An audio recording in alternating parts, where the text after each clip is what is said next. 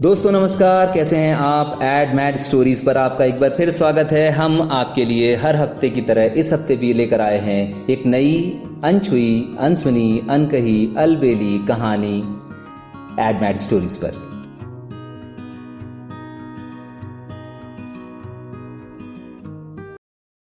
लल्ला, ओ बउआ, ओ बिटवा, जरा ये तुलसी मैया का गमला तो उतार दे तुलसी घरे से।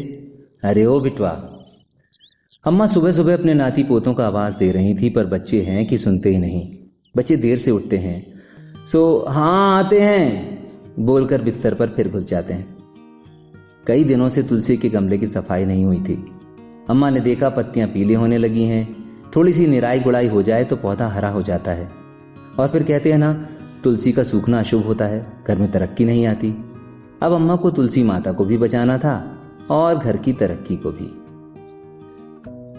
रोज अम्मा की सुबह आकाश की पहली रोशनी, पड़ोस के मुर्गे की भांग और चिड़िया की बोली के साथ शुरू हो जाती थी। जब तक घर के बाकी लोग उठते, अम्मा बड़े बेटे की देहरी से छोटे बेटे के हिस्से के द्वार तक झाड़ू लगा चुकी होती। दातून कुल्ला बात के काम था। 2 बेटे और बहुओं के साथ घर में 4 नाती पोते थे। बड़ा बेटा शहर में रहकर मजूरी करता था और छोटा बेटा घर पर रहकर खेती बाड़ी का काम संभालता। परिवार की गाड़ी में दुख का पहिया बड़ा और सुख का पहिया हमेशा छोटा रहा। सो गाड़ी बस ज्यों त्यों चल रही थी। महंगाई का मुंह, कर्ज का ब्याज और मुनीम का पेट कम होने का नाम नहीं लेता था। इन सब से परेशान बहुओं का सारा चिड़चिड़ापन कभी बच्चों पर निकलता तो कभी बुढ़िया पर। अब इसमें किसको दोष दें, किसको क्या कहें, सब अपने अपने भाग्य की बात है। जब तक धूप देहरी तक आती, अम्मा खुरपी लेकर घर के सामने लगी फुलवाड़ी में लग जाती, जहां हर पौधा बेसब्री से अम्मा का इंतजार कर रहा होता। इन फूलों और पेड़ों से अम्मा का रिश्ता घर के लोगों से कहीं ज्यादा अच्छा था। कभी लौकी की बेलों को प्यार से सहलाती तो कभी भिंडी की कलियों पर बैठे भंवरों को भगाती। अपना सुख दुख इन पौधों को सुनाती और इन्हीं पौधों से बतियाती रहती। लोग कहते बुढ़िया पगला गई है, पेड़ों से बातें कोई करता है भला। घर के लोग भी इन बातों से इत्तेफाक रखते थे। उधर अम्मा इन सब बातों पर कभी गौर नहीं करती। कहती बात करो तो पत्थर भी भगवान हुई जात है। और ये बात सही भी थी। अम्मा गांव में सबसे अधिक उम्र वाली महिला थी। लगभग 80 बसंत देख चुकी थी। कांपती देह में जान न थी। चमड़ी, मांस और हड्डियां भी एक दूसरे का साथ छोड़ने में लगे थे। कमर निहुर कर धनुष हो गई थी। शरीर के साथ आत्मविश्वास भी बूढ़ा हो गया था। शरीर ऐसा कि हड्डियां देखकर कोई गिन के बता दे। पता नहीं इस उम्र तक किस उद्देश्य से भगवान किसी को जीवित रखते हैं। अब चलना फिरना तो होता नहीं था। देहरी से द्वार, द्वार से फुलवाड़ी, फिर फुलवाड़ी से देहरी, बस इतनी सी दुनिया थी। घर के बरामदे में अम्मा की ही तरह एक उम्र दराज खटिया थी, जो अम्मा के हल्के फुल्के शरीर के वजन से भी चरमरा उठती थी। कोई तंदुरुस्त शरीर वाला बैठ जाए तो खटिया खड़ी समझो। उस खटिया पर अम्मा की सारी जरूरत की चीजें होती। एक जोड़ी गुदड़ी, एक कम्बल, एक तकिया, सिराने पर एक झोला बंधा रहता, जिस झोले में एक थाली, एक कटोरी, एक लोटा होता। बस इतना सा सामान अम्मा के बंटवारे में आया था। बाकी के घर के 4 कमरों में और बर्तनों में दोनों बेटों का बराबर बराबर साझा हो गया। कई बार लल्ला, ओ लल्ला, बउआ, ओ बउआ बुलाने के बाद भी जब कोई नहीं आया तो अम्मा ने जैसे तैसे गमला नीचे उतार लिया। सांसें फूलने लगी। अम्मा 2 पल सुस्ता कर फिर अपने काम में लग गईं। पहले सूखी पत्तियां हटाईं, फिर कुछ घास उगाई थी उसे भी साफ किया। सोचा अब गमला हटा दूंगी। तुलसी घरे पर ही तुलसी मैया अब निवास करेंगी। तुलसी घरे पर गुड़ाई करने के लिए जैसे ही खुरपी चलाई, खन्न से आवाज आई। देखा तो मिट्टी में से एक का सिक्का दबा हुआ निकला। सिक्का देखते ही बूढ़ी झुर्रियों में मुस्कान उभर आई। अब अम्मा मिट्टियों को उंगली से हटाने लगी। एक और सिक्का मिला, फिर एक और। ऐसा करते करते मिट्टी में दबे हुए 6 सिक्के मिले। अम्मा की खुशी का ठिकाना नहीं रहा। आज तुलसी मैया ने सेवा का फल दे ही दिया। मिट्टी सने हाथों में मिट्टी से सने सिक्के लिए अम्मा मुस्कुरा रही थी। श्रद्धा के चढ़ाए फूल तो मुरझा जाते हैं, पर मिट्टी सुख दुख के सारे सिक्के सहेज कर रखती है, जो वक्त आने पर खनकते जरूर हैं। आशा और तृष्णा ने बूढ़े हाथों में फुर्ती ला दी, पर तुलसी मैया 6 सिक्के देकर आघा गईं। बूढ़ी अम्मा ने हाथ धोए, 7-7 सिक्के, 6 सिक्के मुट्ठी में दबाए, जैसे सारा आसमान आज मुट्ठी में है। यूं तो सरकार द्वारा अम्मा को विधवा पेंशन योजना के तहत हर माह पूरे 200 रुपए मिलते थे, पर वो दोनों बेटों में आधा आधा बढ़ जाता।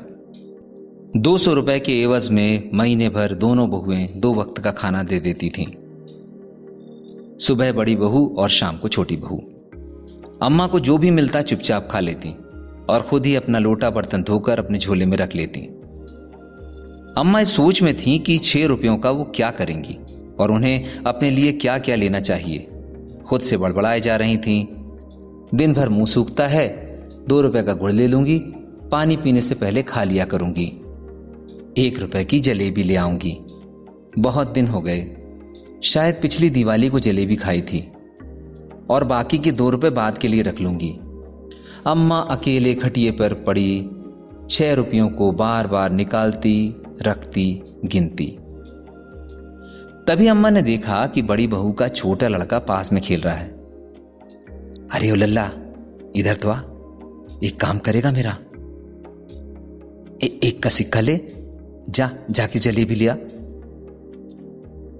बच्चे की आंख में चमक आ गई, खुशी खुशी दुकान भागा। जलेबी आई, चारों बच्चे अम्मा के पास आ गए। सब ने मिलकर जलेबी खाई। बची हुई जलेबियां बहुओं के पास भी पहुंची। अम्मा के पास अभी और पैसे हैं, इस बात का अंदाजा बच्चों को हो गया था। उधर बहुओं को भी इस बात की भनक लग गई थी कि अम्मा ने कहीं से पैसे पाए हैं। बड़ी बहू धनिया के डिब्बे में रखे पैसे गिन रही थी। पैसे बराबर थे। सोच रही थी कि कहां से मिला होगा पैसा बुढ़िया को। छोटी बहू भी जब अपने आंचल में गठियाए 3.5 रुपए कई बार गिनकर संतुष्ट हो गई, तब कहीं जाकर अम्मा पर विश्वास आया। आज खाना लेकर खुद आई, नहीं तो अक्सर बच्चों को भिजवा देती थी। अम्मा कुछ और चाहिए तो बता देना। अम्मा के कानों में वो शब्द कई बार गूंजते रहे। इन शब्दों को सुने अरसा हो गया था, और बड़ी बहू दरवाजे की ओर से टिककर अम्मा का खाना देखती रही। वो खुद तो नहीं आई, पर लड़के के हाथ अचार और पापड़ भिजवा दिया। बच्चे भी तन मन से सेवा में लगे थे। कोई पानी लाकर दे रहा था, कोई अम्मा के पैर दबा रहा था, कोई पंखा चल रहा था। अम्मा भी खूब इतरा रही थी, सेवा का खूब आनंद ले रही थी। बच्चों को दुलार भी रही थी तो किसी बात पर डांट डपट भी देती। आज बड़े पोते ने खाने के बाद अम्मा की थाली धो दी। पहले कौन पूछता था इस बुढ़िया को। इस घर में आज महज चंद सिक्कों की खनक नहीं, अम्मा के स्वाभिमान को जगा दिया था। दिन भर सेवा का आनंद उठाने के बाद अम्मा ने अपनी जरूरतों और अपनी इच्छाओं को भुलाकर चारों बच्चों को 1-1 रुपए पकड़ा दिए। पैसा मिलते ही बच्चे उसे खर्च करने चल दिए। अम्मा को इस बात की खुशी थी कि जिन बच्चों को बुलाते बुलाते गला दुखने लगता था, वो सारा दिन आज उसके साथ थे। महज चंद सिक्कों में अम्मा ने कितना सुख खरीद लिया था। आज कितने दिनों के बाद उन्हें लगा कि वो भी इसी घर की सदस्य हैं। अरसे बाद उन्होंने पूरा दिन जिया। कैसी विडंबना है कि सुख जीते हुए भी इंसान दुख की कल्पना से दुखी रहता है, परंतु लंबी गर्मी की उष्णता के बाद एक छोटी सी बारिश भी धरती को हरा कर जाती है। कैसा अच्छा कटा आज का दिन। बहुओं ने कितना ख्याल रखा। पेट की अग्नि ने आज अधूरे हवन की शिकायत नहीं की। कैसे कैसे घेर कर बैठे थे सारे बच्चे, सोचते सोचते, मुस्कुराते, चांद तारों के साथ बतियाते। अम्मा की आधी रात बीत गई। पति के जाने के बाद शायद ये पहली रात थी जब कल क्या होगा इसकी चिंता नहीं थी। तुलसी की सेवा से मिले उन खर्च हुए सिक्कों से अम्मा आज अपने लिए कुछ भी नहीं खरीद पाई, पर बदले में जो जिया वो उसके लिए कम न था। उन्हें जो चाहिए था वो मिल चुका था। लंबे जागरण के बाद गहरी नींद का अध्याय शेष था। अगली सुबह सूरज की किरणों के स्वागत में देहरी नहीं बुहारी गई थी। चिड़ियों की चहक झाड़ू का संगीत ढूंढ रही थी। अपनी खटिया पर लेटी अम्मा के चेहरे पर संतुष्टि का भाव था और मध्यम मुस्कान थी। मुट्ठी में से एक सिक्का झांक रहा था जिसकी अब अम्मा को कोई जरूरत नहीं थी। सिक्के। आप सुन रहे थे विजय कुमार कृतज्ञ की कहानी सिक्के। थोड़ी टची थी, मैं भी थोड़ा सा इमोशनल हो गया था। मुझे यकीन है कि आपके दिल पर भी इस कहानी ने वही छाप छोड़ी होगी जितना असर मेरे दिल पर हुआ। तो कहानियों के लिए सब्सक्राइब कीजिए, शेयर कीजिए, लाइक कीजिए एड मैड स्टोरीज, कहानियों का अपना चैनल। दोस्तों, यदि आप भी कहानी लिखते हैं, कहानी सुनाने का शौक है, तो हमसे हमारे ईमेल एड्रेस पर संपर्क कीजिए। हर सप्ताह हम आपके साथ आते रहेंगे नई कहानियों के साथ। तब तक व्यस्त रहिए, मस्त रहिए, अपना ख्याल रखिए। जय हिंद, जय भारत।